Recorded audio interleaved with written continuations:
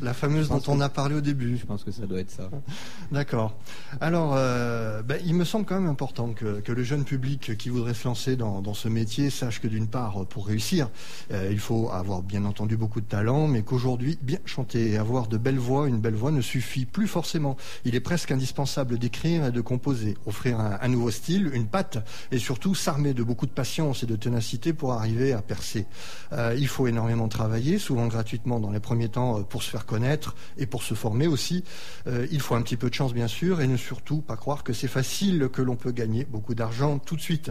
Il faut passer par la case galère, c'est presque obligatoire. Est-ce que vous êtes un petit peu d'accord avec tout ça ? Absolument, c'est très juste, tout est juste. C'est ce que vous avez vécu ? Je pense qu'il y a toujours une phase galère, mais je pense que c'est dans la phase galère qu'on apprend.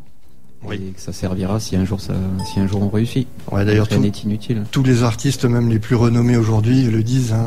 C'est la partie galère qui fait un petit peu le socle de la carrière. Et puis c'est celle-là qui est aussi, c'est plein de vie la galère, quoi. C'est là qu'on apprend, c'est là qu'on vit des bons moments, et puis ça nous fait des souvenirs pour plus tard. Exactement.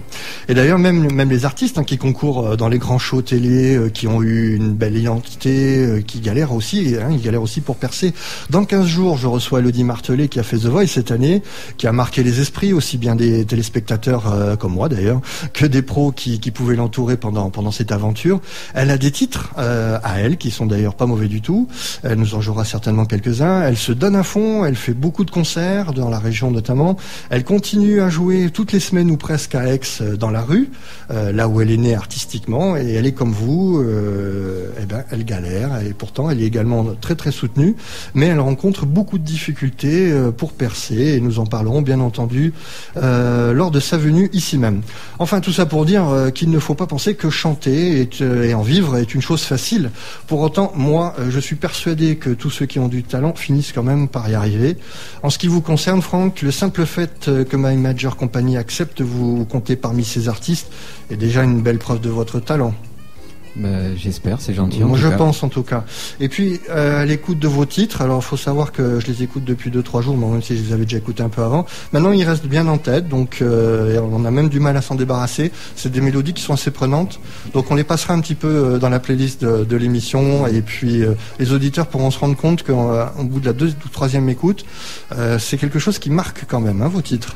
Je les écris en ce sens en fait. Quand j'écris un refrain, je le garde dans la tête quelques jours, et puis si je l'écris pas, je l'enregistre pas, et si je m'en rappelle au bout de quelques jours, je le garde. Quelque chose. Sinon, je le garde pas. Et justement, moi je trouve qu'à l'écoute de vos titres, on sent bien qu'il y a quelque chose, il y a un style. Alors le 106 Mag veut aider les artistes de la région, ça vous l'avez compris depuis la semaine dernière, on vous en parle. On veut aider les artistes dans leur parcours médiatique et artistique. Mais si à l'écoute de vos titres et de vos chansons, Franck, je n'avais pas moi été séduit, et que j'avais pas ressenti un réel talent, vous ne seriez pas ici aujourd'hui pour en parler. En tout cas, c'est comme ça que moi je veux fonctionner, car ça servira à rien de faire croire à un artiste qu'il est armé pour réussir, alors que on pense le contraire. Bon, bien sûr, moi je suis pas le messie pour prédire qui va faire carrière ou pas, mais sans un certain enthousiasme, comment je pourrais défendre un artiste dans l'émission, et comment je pourrais aussi trouver l'énergie de le recommander aux auditeurs du 106 Mag, qui comptent aussi sur moi bien sûr pour essayer de présenter des artistes de valeur. En tout cas, moi en ce qui me concerne et en ce qui vous concerne, Franck Carole, je pense que vous pouvez trouver une place dans le monde de la chanson. J'espère, c'est gentil en tout cas. Oui, parce que vous nous proposez un univers feutré, élégant, empreint de mélodies fluides qui restent en tête, j'en parlais, avec une production musicale quand même très très soignée, et j'aime bien ça. Donc on devrait vous retrouver prochainement propulsé dans le grand bain du showbiz. En tout cas, vous êtes ici chez vous et vous venez quand vous voulez nous dire où vous en êtes, et bien sûr nous vous parlerons également des dates de concerts de Franck Carole dès que possible. Super. Alors, on va se retrouver dans un instant, on va laisser le temps de quelques petites chansons, des nouveautés de la semaine que j'ai pu trouver un petit peu par là. Tout simplement le temps de faire les branchements nécessaires pour vous offrir le petit concert organisé par Franck Carole et ses musiciens. À tout de suite, Franck. Super, à tout de suite. Allez, on se retrouve dans un instant, c'est sur Chérie FM.